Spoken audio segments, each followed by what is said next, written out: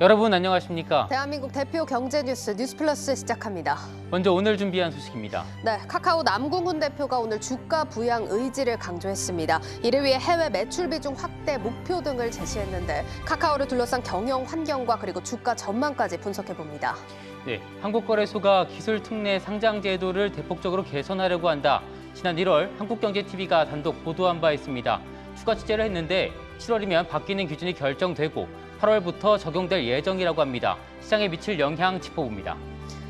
한국 방위 산업 기업들이 해외 수주몰이에 나서면서 주가도 잘 가고 있습니다. 이른바 K방산 현황과 사업 전망 등을 짚어봅니다. 뉴스플러스 지금 바로 시작합니다.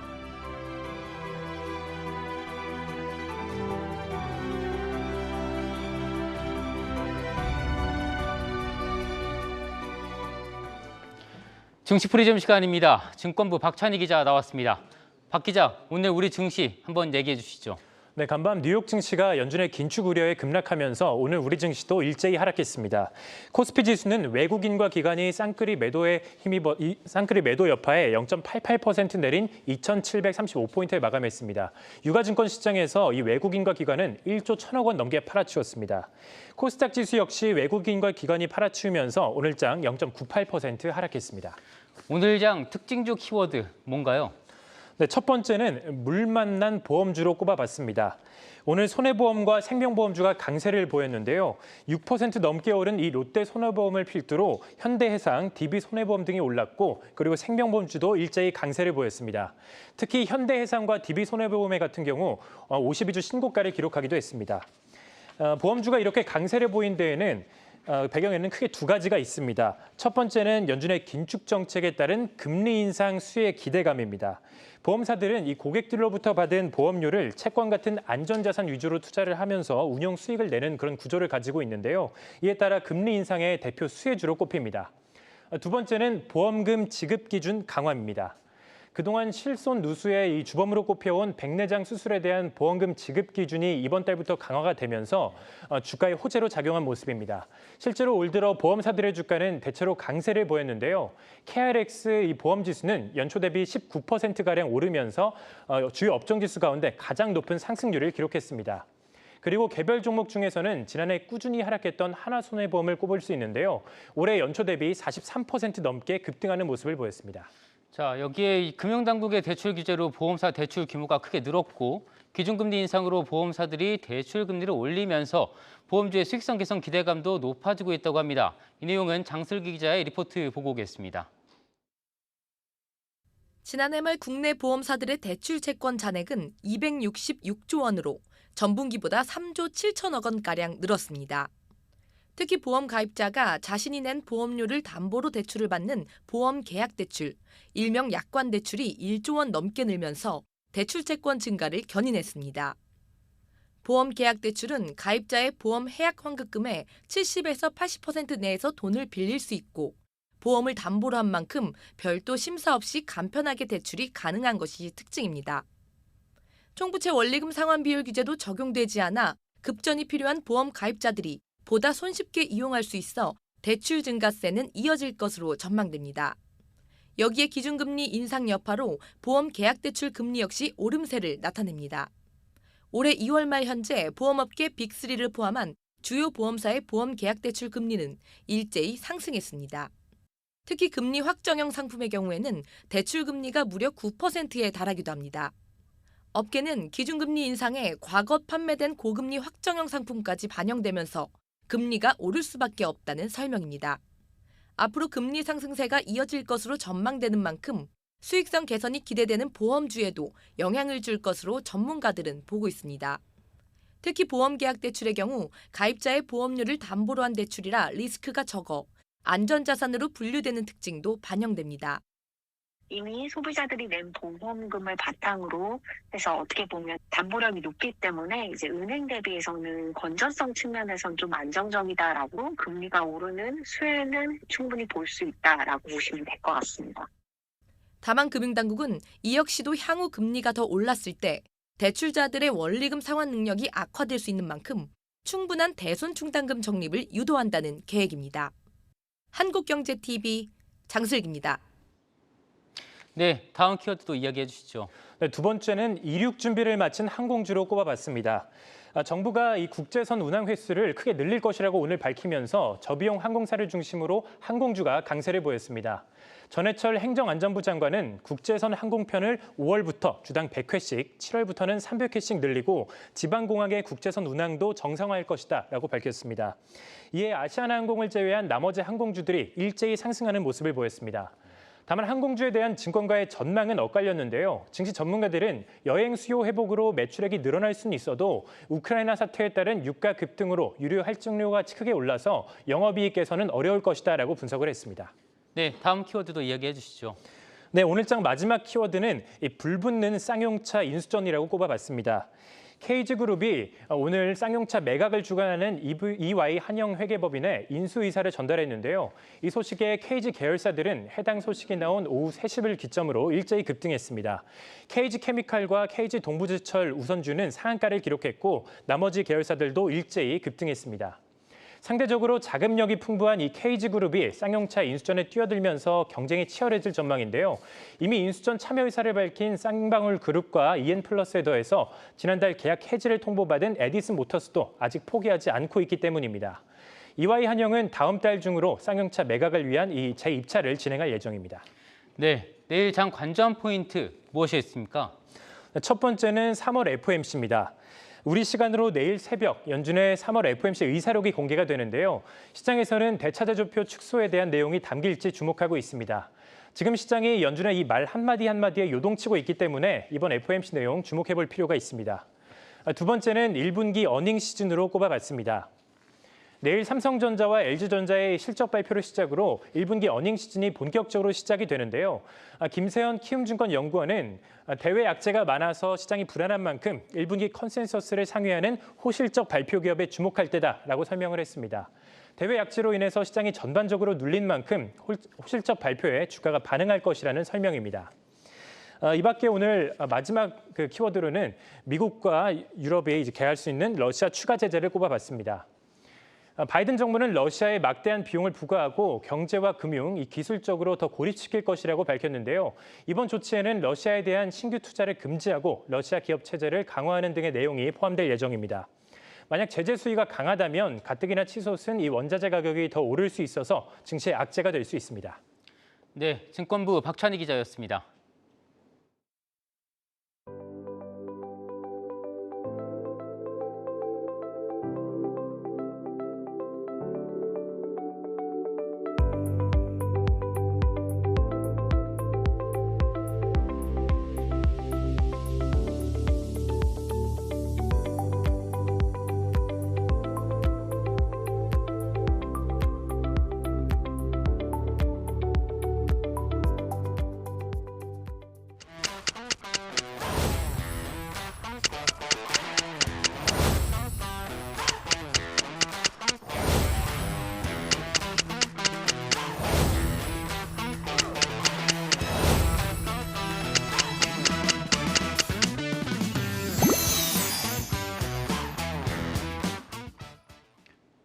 지난해 6월 17만 원까지 올랐던 카카오의 주가, 이 플랫폼 규제의 경영진의 스톡옵션 먹튀 논란 등 악재를 만나면서 주가가 한때 8만 원 수준까지 떨어지기도 했습니다.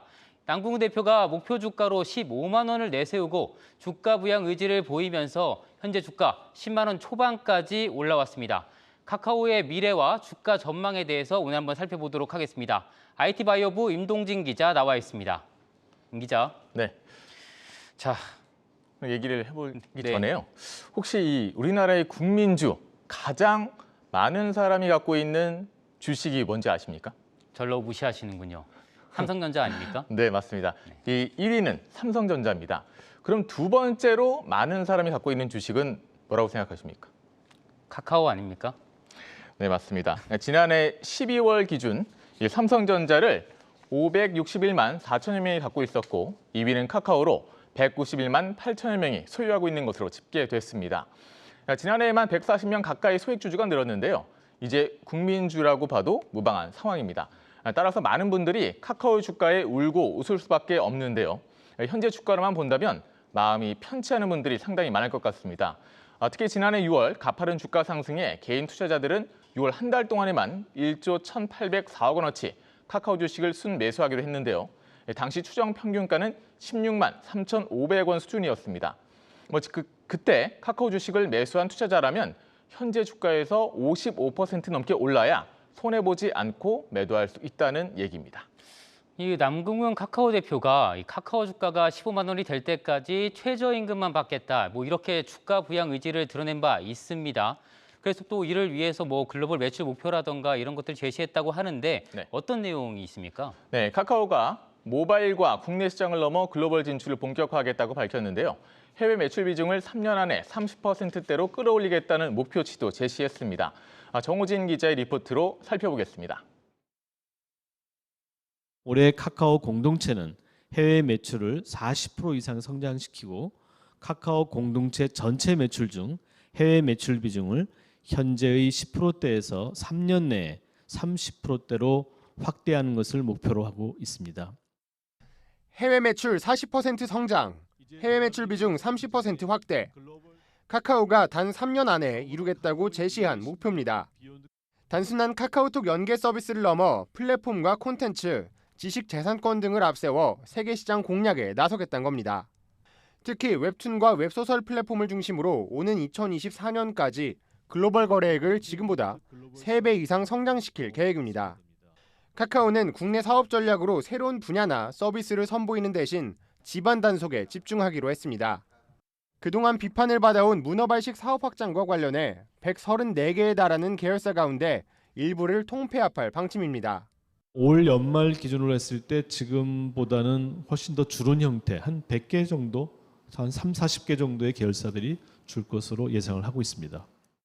자회사의 쪼개기 상장 논란에 대해서도 주주 가치를 제고하는 관점에서 살피겠다며 한 발 물러섰습니다. 최근 논란이 되고 있는 분할 상장과는 근본적으로 다르다고 말씀드리고 싶습니다. 앞으로 본사에서 잘 운영되고 있는 주요 사업부를 물적 분할할 계획은 전혀 없습니다.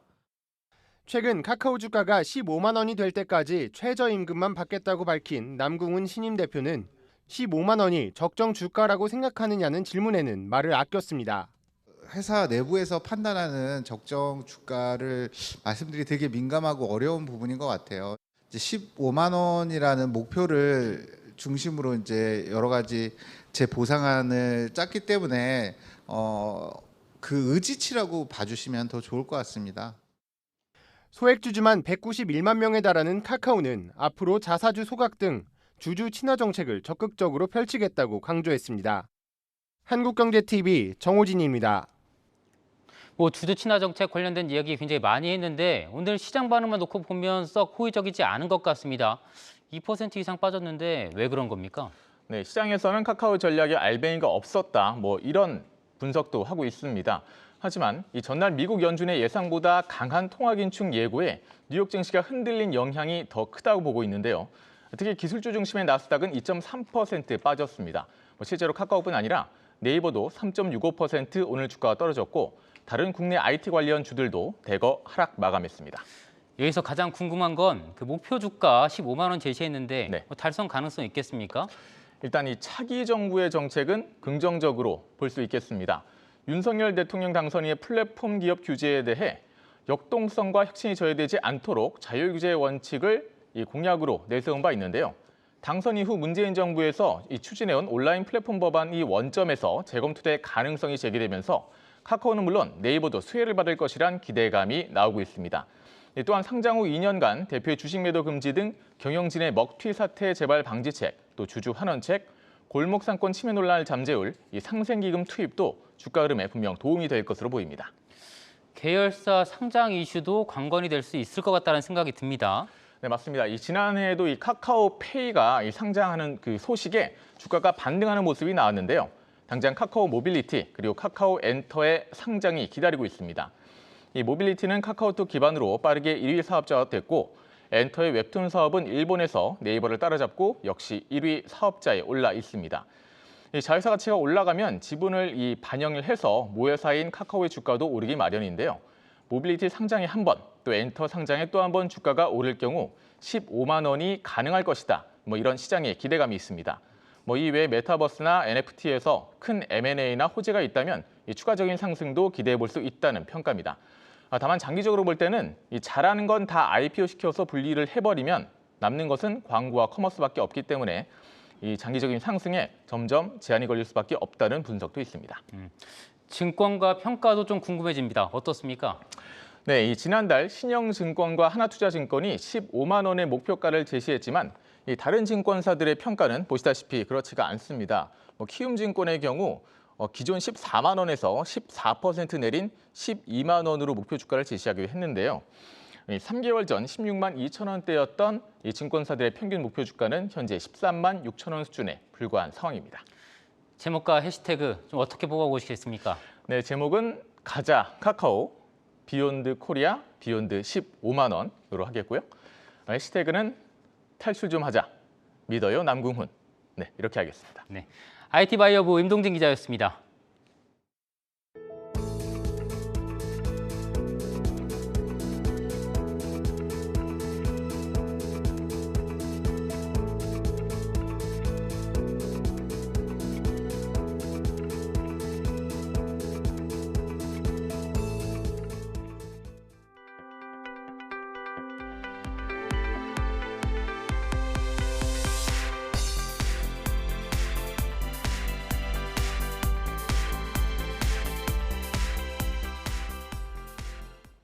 한국거래소가 기술특례 상장제도의 대대적인 개선 작업에 착수했다는 소식, 한국경제TV가 지난 1월 단독 보도한 바 있습니다.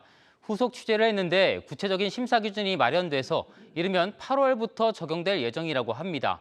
이전과는 달리 매우 깐깐한 심사가 진행될 것이라고 하는데 어떤 부분이 바뀌는지 문영민 기자가 단독 보도했습니다. 당장 오는 8월부터 기술특례 상장의 문턱이 높아질 전망입니다. 한국경제TV 취재 결과 거래소는 현재 기술특례 상장 심사 과정의 핵심인 기술성 평가를 위한 모델을 개발하고 있는 것으로 확인됐습니다. 거래소의 계획대로라면 오는 7월 심사평가 모델 개발을 완료하고 이르면 8월부터 적용할 계획입니다. 네, 맞습니다. 일단 일정은 한 8월 중순 정도까지로 잡고 있기는 한데 저희 아마 연구 용역 진행 상황에 따라서 조금 변화가 있을 수는 있거든요. 현재 기술특례 상장을 청구한 기업들은 업종별 특성이 반영되지 않은 채 획일적인 기준으로 평가를 받아왔습니다. 하지만 하반기부터 업종별 특성을 감안한 새로운 평가 기준을 통해 기술성을 심사받게 됩니다. 업종을 좀 구분해서 바이오는 바이오 나름대로 봐야 될 부분이 따로 있고 ICT 쪽은 또 ICT로 볼 부분이 따로 있고 이러실 테니까 그런 걸 좀 구분해서 보게 좀 하려고. 특히 바이오, 신약, 진단기업, 그리고 ICT, AI, 메타버스 기업에 대해 각각 별도의 평가 기준이 적용될 예정입니다.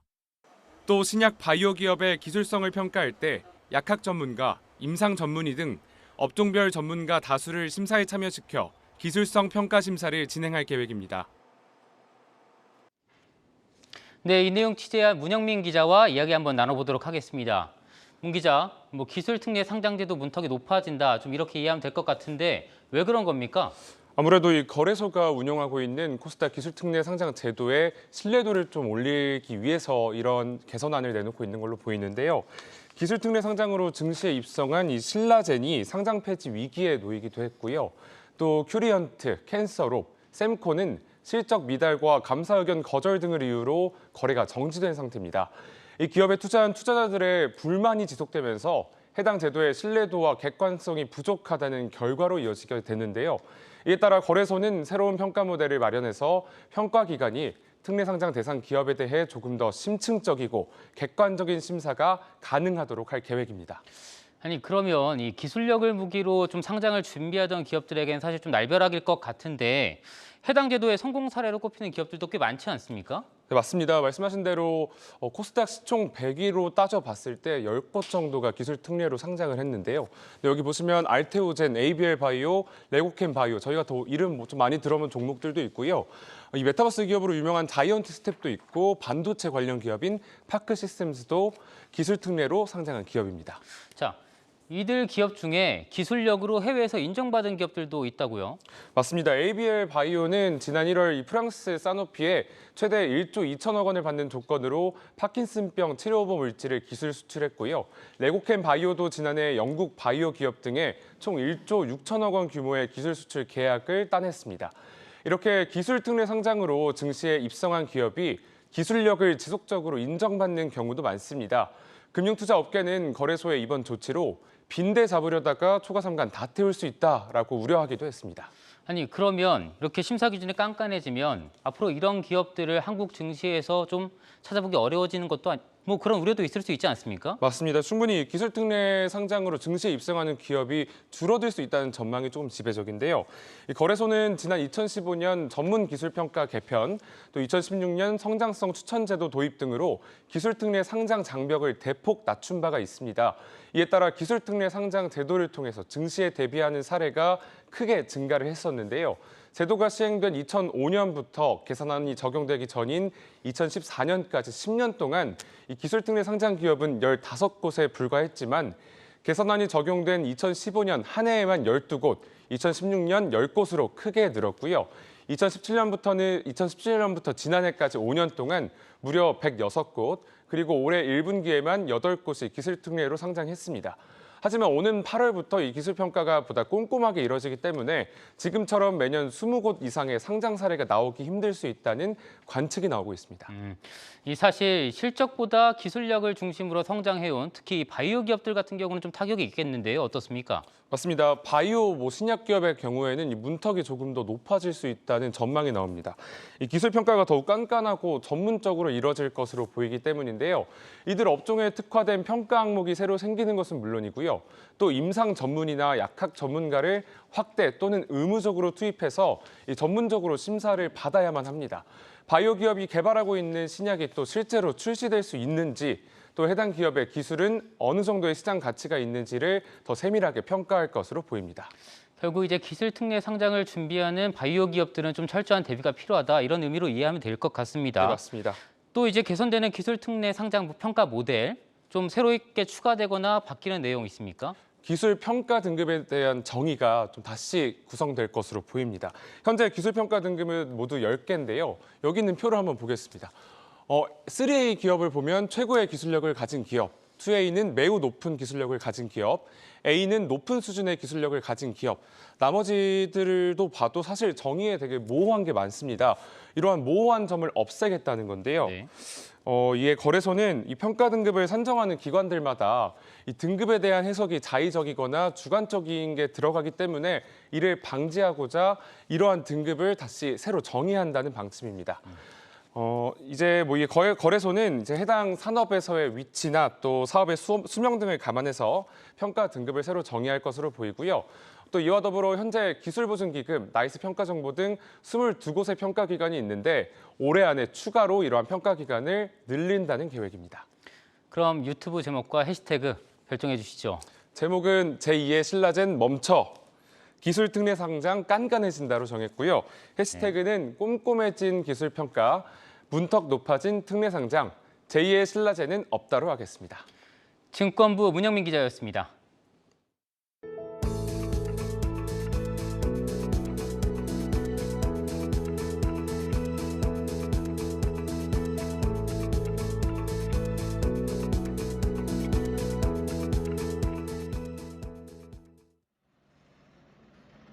영하 30도를 밑도는 노르웨이 설원을 국산 K2 전차가 힘차게 달립니다.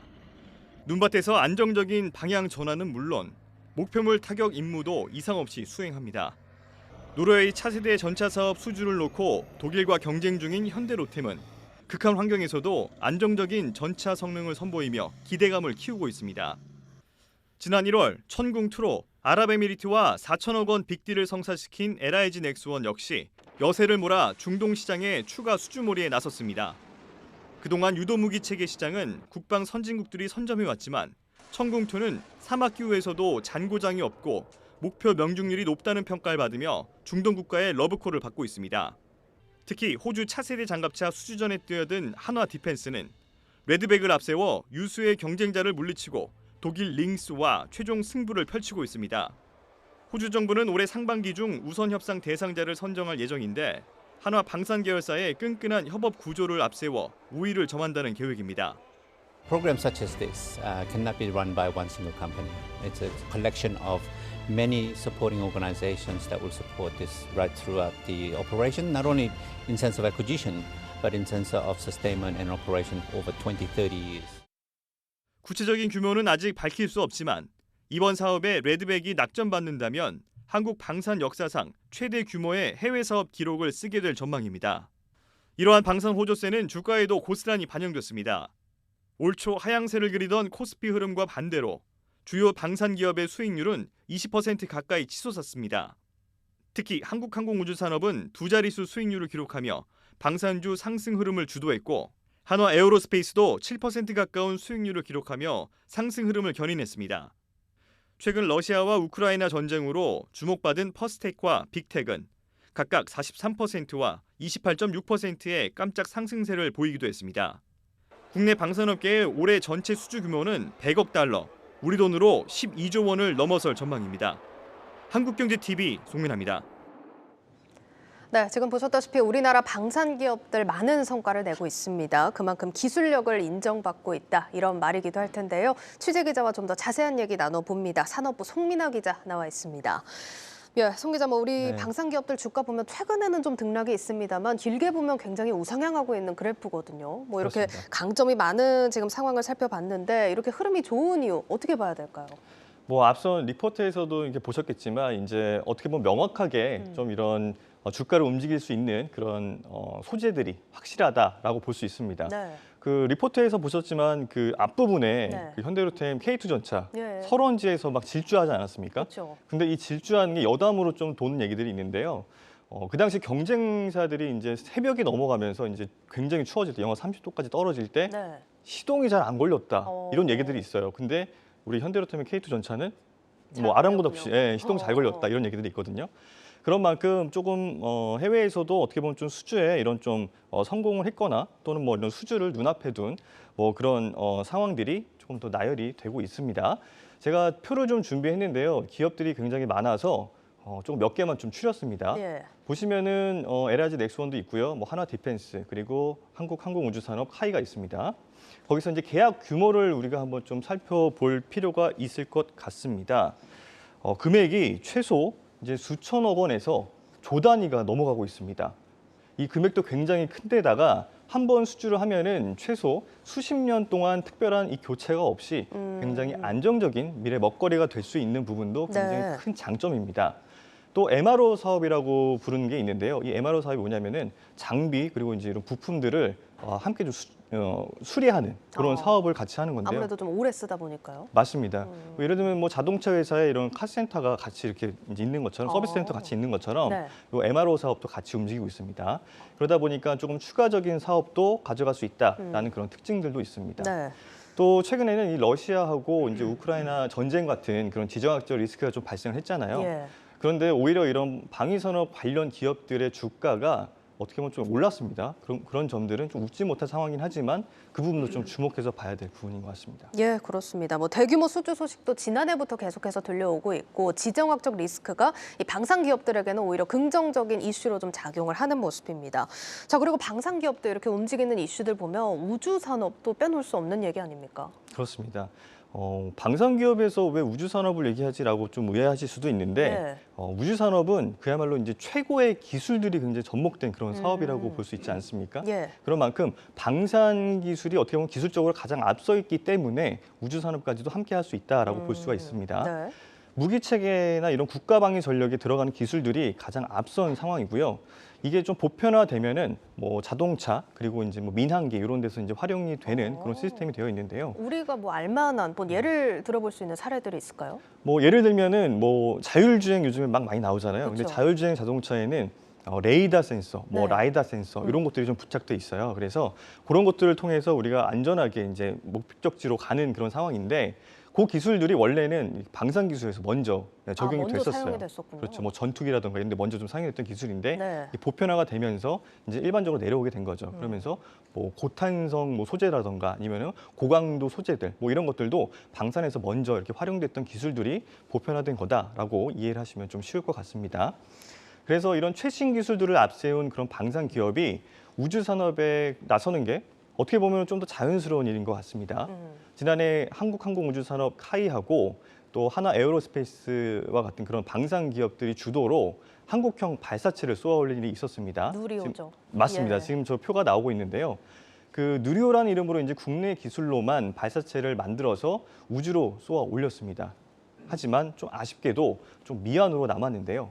이게 700km 상공에 도달하는 그런 비행은 좀 문제없이 좀 수행을 했어요. 네. 그런데 보시면은 저 발사체 거의 맨 끝단에 보시면 3단계 그 장착된 이 7톤급 액체 엔진이 조금 빨리 멈췄습니다. 맞아요. 예, 좀 조금 더 아쉬웠어요. 먼 거리를 가져서야 되는데 그러면서 위성을 좀 퇴양궤도에 올리는 뭐 그런 연습을 했지만 예. 그런 데는 좀 실패를 했습니다. 그래도 이 과거에 비하면은 굉장히 놀라운 기술 발전이다. 그리고 언젠가는 이 자체 기술로 위성을 쏠 것이다라는 그런 기대감이 점점 더 커지는 상황입니다. 이와 관련해서 관계자 인터뷰도 한번 보시겠습니다. 시장이 확장되고 굉장히 더 많은 기회가 있을 거다라는 것들은 이미 저희 관점에서는 확정된 사실인 것 같아요. 그런 팽창하는 시장에 대응하기 위해선 무엇보다도 경쟁력이 중요하다고 생각을 하고 있고 저희 산업체 입장에서 경쟁력이라고 하면 결국은 기술력이 되겠죠. 네, 이렇게 카이와 함께 이제 한화도 굉장히 눈에 띄는 움직임을 보여주고 있는데요. 한화는 최근에 이 김승현 회장의 장남이죠. 김동관 사장을 필두로 해서 스페이스 허브 팀을 꾸렸습니다. 이를 통해서 이제 국내외에서 이 발사체와 또 위성 제작 분야 그리고 통신 서비스 분야로 나눠서 연구를 하고 그리고 인수합병과 또 지분 투자를 본격적으로 집행한다라는 계획을 가지고 있습니다. 예, 대표적으로 한화 예시를 들어봤는데 사실 이게 사업 초창기기도 하고 뭐 방위 산업 그리고 뭐 우주 산업 이런 게 쉽게 접근할 수 있는 분야는 아니잖아요. 그래서 뭐 물론 민간 기업 주도로 이렇게 사업이 이루어지는 게 장점도 있겠지만 사실 어려움도 많을 것 같습니다. 네, 맞습니다. 아무래도 이 방위 산업 기술 관련된 경우에는 조금 국가 보안 그런 사항들이 굉장히 많습니다. 네. 그래서 보안 사항이 있으면은 함부로 할 수가 없잖아요. 그쵸. 그래서 민간에서는 쉽게 이렇게 끌어쓰기에는 좀 어려움이 많았던 건 사실입니다. 그러다 보니까 아무래도 이 정부의 통제를 좀 벗어나서 자유로운 시도를 할 수 있는 그런 규제 완화 정책이 필요하다라는 데에는 대부분 기업이 한 목소리를 내는 그런 상황이었습니다. 전문가들은 이 정부 예산 그리고 이 기술 이전만 바라보는 기업이라면 아무리 이 정부가 지원을 해도 성장하는 데 한계가 있다라고 지적을 하기도 했는데요. 예. 정부가 우주 프로젝트를 할 때 이 참여 기업을 선정하는 것이 매우 중요하다라면서 지금까지 프로젝트를 했던 기업이 아닌 능력 있고 도전하려는 새로운 기업을 찾아야 한다라고 목소리를 높이기도 했습니다. 특히 이 정부기관의 역할이 민수기업을 못 따라가는 경우가 많기 때문에 네. 스스로 성장할 수 있는 이 최소한의 발판만 마련할 필요가 있다라는 데에도 목소리를 높이고 있는데요. 이와 관련해서 최우석 한국방산학회장 인터뷰 보시겠습니다. 이제는 그 패러다임 자체를 바꿔야 되겠다. 다시 얘기하면 정부가 강력히 통제하는 것만 가지고는 안 되고 이제는 업체들이 상당히 자율적으로 글로벌 어떤 스탠다드에 맞춰서 이렇게 할 수 있도록 그렇게 패러다임을 좀 바꿔야 된다. 네, 최근 이제 미래 먹거리 산업으로 불리는 업계들이 공통적으로 이 정부 규제에 관해서 좀 조율이 필요하다 이런 의견들을 피력을 하고 있는데 뒤처지지 않게 좀 신속한 논의 필요해 보입니다. 자, 송 기자 마지막으로 이 유튜브 제목과 해시태그로 한번 정리해 볼까요? 네, 유튜브 제목은 해외 넘어 우주로 가는 K방산 그리고 해시태그 제목으로는 해시태그 우주가고 해시태그 주가 날자로 하겠습니다. 네, 알겠습니다. 여기까지 듣겠습니다. 산업부 송민화 기자였습니다.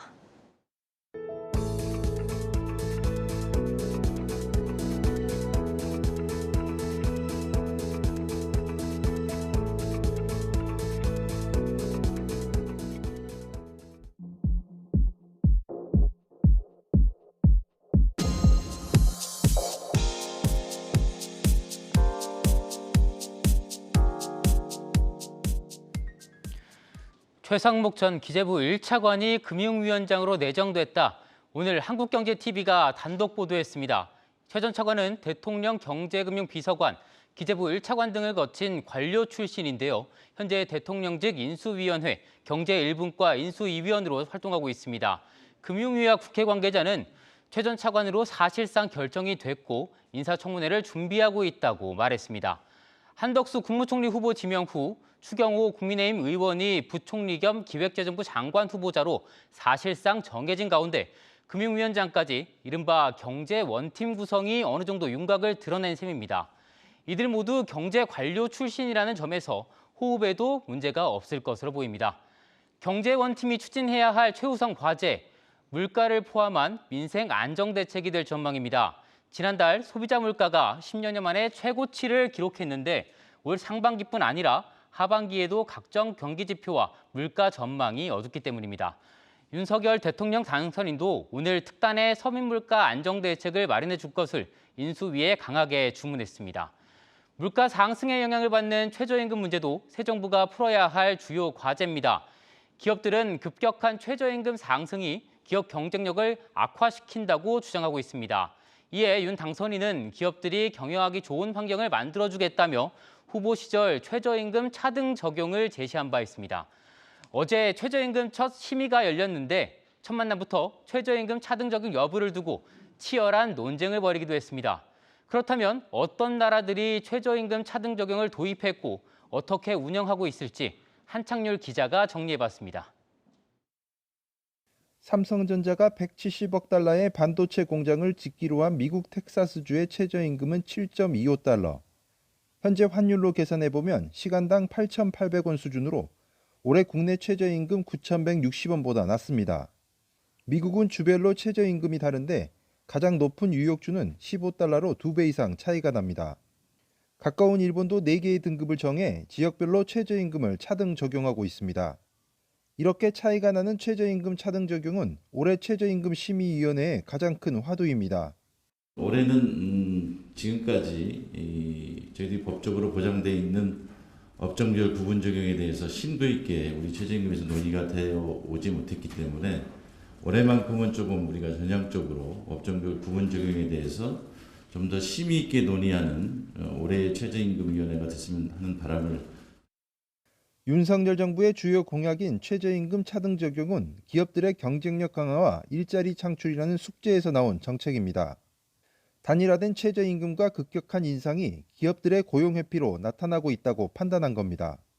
지역별로, 업종별로도 중요하지만 지역별로도 차등화하는 것도 저는 고려해 봐야 된다. 그것이 일자리를 만들고 경제를 활성화시키는 데는 굉장히 큰 작용을 할 거다. 그렇게 보는 것이고. 다만 거침없이 오르는 물가는 최저임금 차등 적용에 큰 장애물이 될 전망입니다. 노동계는 물가 급등으로 생활 안정이 위협을 받고 있다며 최저임금 제도의 목적에 맞는 논의가 이루어져야 한다고 강조했습니다. 한국경제TV 한창률입니다. 다음 달부터 코로나19로 닫혔던 국제선 하늘길이 본격적으로 열립니다. 항공업계는 일단 숨통은 트였다 이런 반응인데 이번 조치가 실적 개선까지 이어질 수 있을까요? 전혜성 기자입니다. 국토교통부가 오늘 발표한 국제선 정상화 계획에 따르면 오는 5월부터 매달 국제선 운항 편수가 주당 100회씩 늘어납니다. 2단계 회복 시점인 7월부터는 주당 300회씩 증편해 연말까지 코로나 이전의 50% 수준까지 회복한다는 구상입니다. 지난 2년간 코로나19 영향으로 국제선 여객 수요는 코로나 이전에 비해 91%까지 급감한 상황입니다. 이번 조치로 항공업계는 일단 숨통은 트였다면서도 완전한 회복까지는 갈 길이 멀다는 반응을 보였습니다. 수개월에 걸쳐 운항 편수를 100에서 300회 증편하는 방안이 단기적인 실적 개선으로 이어지기는 어렵다는 겁니다. 특히 해외에서 입국할 때 의무적으로 제출해야 하는 PCR 음성 확인서가 걸림돌입니다. 국제선을 증편한다 해도 방역 조치가 완화되지 않으면 여객 수요가 늘어나는데 한계가 분명할 것이라는 설명입니다. PCR 검사 확인서를 첨부를 해서 검역당국에 신고하고 입국할 때 사실상 되게 어렵거든요. 유럽이나 태국이나 뭐 이쪽 인도나 뭐 이런 베트남 주요 항공국 같은 경우에도 PCR 검사는 이미 다 폐지를 했고요. 저희도 거기에 좀 맞춰야 되지 않나. 남은 복병은 고공행진 중인 국제 유가입니다. 일반적으로 유가는 항공사 영업비용의 25에서 30%를 차지하는데 러시아, 우크라이나 분쟁 이후 국제 유가는 고유가 추세를 이어가고 있습니다. 항공업계는 유류 할증료를 역대 최고 수준까지 올리며 손실 보전에 나서고 있지만 본격적으로 항공 수요가 회복되는 시기에 유류 할증료를 더 이상 올리기는 무리라는 전망입니다. 압축적으로 빠르게 그냥 확 늘어날 거라고 예상을 했는데 보복적 소비 형태가 좀 덜 나타나는 면은 있기는 해요. 항공유 같은 경우에도 석유 가공하는 과정에서 항공유 공급도 약간 좀 불안해 보이고 가격도 올라가고. 막혔던 하늘길이 2년 만에 다시금 열릴 채비를 하고 있지만 정상적인 항공 수요를 되찾는 데까지는 시간이 더 필요해 보입니다. 한국경제TV 전유성입니다. 앞서 리포트에서 보신 것처럼 막혔던 하늘길이 빠르게 열리면서 면세점, 여행업계에 대한 투자자들의 관심도 커지고 있습니다. 이 관련 기업들은 증가하는 국내외 여행 수요에 맞춰서 마케팅 전략을 펼치고 있다고 합니다. 김예원 기자가 보도합니다. 이곳은 명동에 위치한 신세계 면세점 본점입니다. 코로나19 이전과 비교해 아직은 한산하지만 최근 입점 브랜드를 20%가량 늘리는 등 관광객 맞이를 위한 새 단장을 마쳤습니다. 내국인들이 선호하는 화장품과 그리고 패션 스트리트 품목들을 강화하는 데 초점을 두고 신규 브랜드가 화장품이 약 40개 정도 그리고 패션 브랜드가 약 5개 정도 추가 입점을 시켰습니다. 앞서 해외 입국자 자가격리 면제 조치 이후 2주간 면세점의 내국인 매출이 크게 증가했습니다. 해외여행을 가려는 사람들이 온라인을 통해 면세품을 사전 구매하려는 수요 덕분입니다. 내국인 손님 증가는 수익성 개선으로 이어질 전망입니다. 단체 관광객이나 보따리상과 달리 알선 수수료를 지급하지 않아도 되기 때문입니다. 이에 면세점 업계는 포인트, 경품 등 다양한 혜택을 내세우며 내국인 수요 선점에 나섰습니다. 각국의 방역 지침 변화에 맞춰 일부 지점의 영업을 재개하거나 신규 개점을 앞당기는 등 해외 사업 정상화에도 속도를 내고 있습니다. 여행업계도 손님 맞이에 모처럼 활기를 띠는 모습입니다. 하나투어 참 좋은 여행 노랑풍선 등은 최근 포스트 코로나를 겨냥해 대대적인 조직 개편을 단행했습니다. 자유여행 콘텐츠와 프리미엄 패키지 등 소비자의 특성에 맞춰 여행 상품도 강화한다는 전략입니다. 포스트 코로나 시대에는 이 개별 여행에 대한 비중이 이전보다는 좀 많이 늘어날 것으로 지금 좀 예측을 하고 있고요. 개별 여행 수요에 저희가 좀 또 빠르게 대응할 수 있게끔 저희가 이제 해외 항공이나 호텔 영업 전담 부서도 저희가 구축해서 운영하려고 하고 있습니다. 업황 회복 기대감이 쏠리면서 면세점 여행업종 주가는 연초 대비 큰 폭의 상승률을 기록했습니다. 증권가에서는 여행업계가 그간 적극적으로 구조조정을 이어온 만큼 리오프닝 이후 적자폭이 개선될 것으로 전망합니다.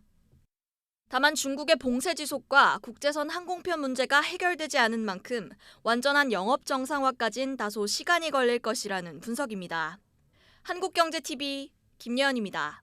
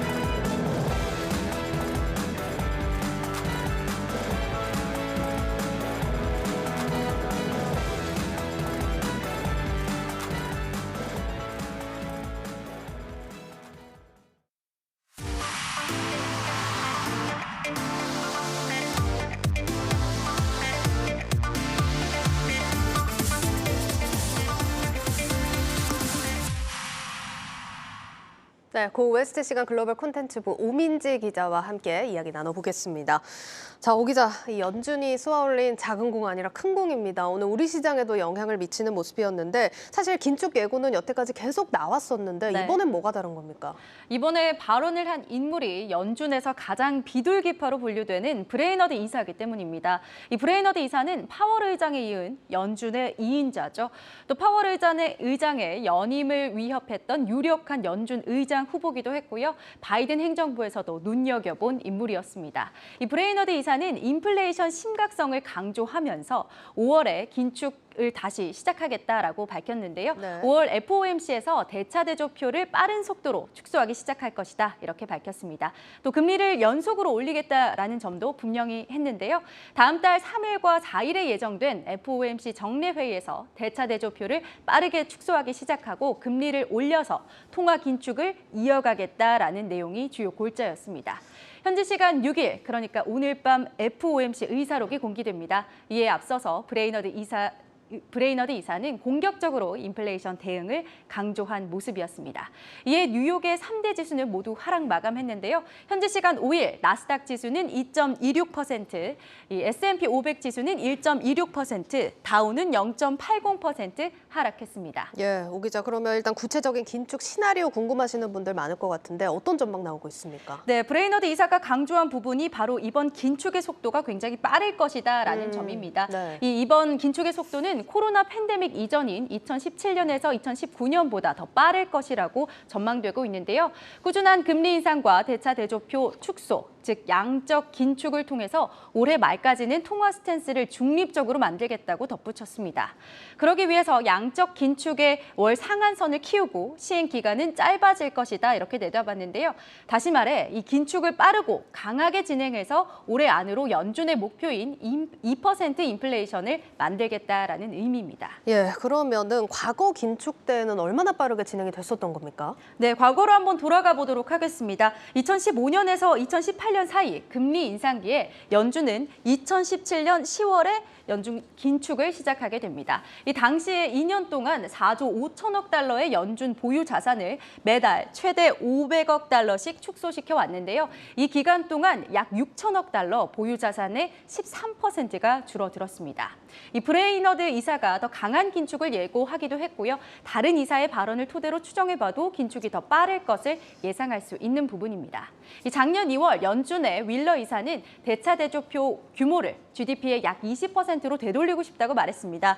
현재는 GDP 대비 35% 수준인데요. 현재 연준의 보유 자산 8에서 9조 달러입니다. 이 부분을 자산 4조 달러 수준으로 줄이겠다라는 의미인데 이 과거 긴축 때보다 2배 더 많은 1,000억 달러를 매달 줄인다고 하더라도 3년이 넘게 걸리는 상황입니다.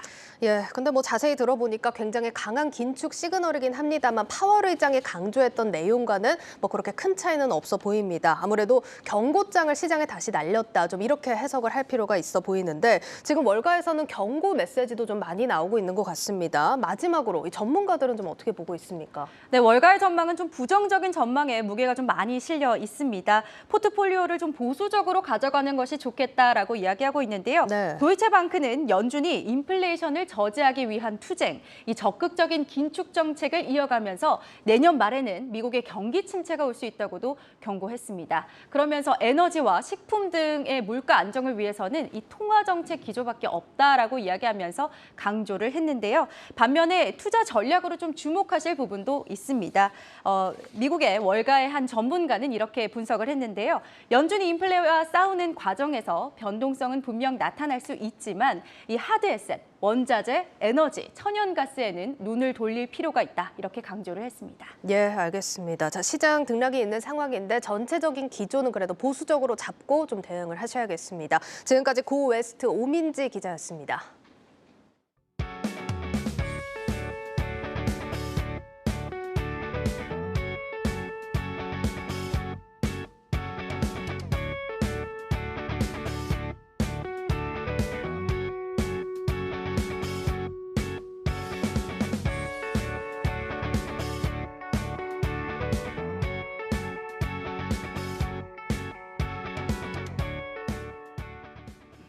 내일자 한국경제신문 미리 보기 시작하겠습니다. 국내 주식 투자자에게 필요한 모든 정보를 담은 한경 코리아 마켓이 지난 1일 문을 열었다는 기사입니다. 시장 지표와 실시간 뉴스 등을 통해 국내 증시 상황을 한눈에 파악할 수 있고 상장지수 펀드와 상장지수 채권 등 파생 상품, 채권, 암호화폐 정보까지 확인할 수 있다는 내용입니다. 네, 오늘 뉴스 플러스 모두 마치도록 하겠습니다. 여러분 고맙습니다.